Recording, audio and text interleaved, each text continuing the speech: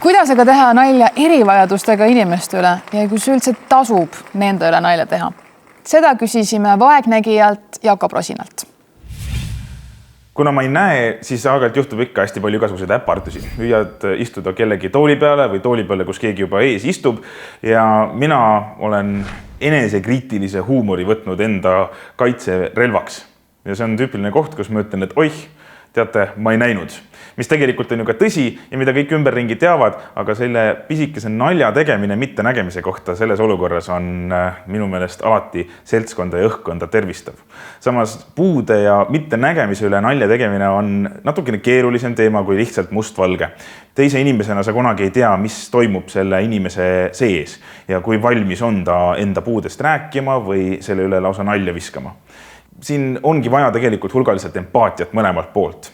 Mina näiteks uue inimesega kohtudes tema poolt tehtud nalja pimeduse või mitte nägemise kohta võtaksin väikese sellise solvanguna, sest et tegelikult esimese hooga selle naljaga peale lennata ei ole okei.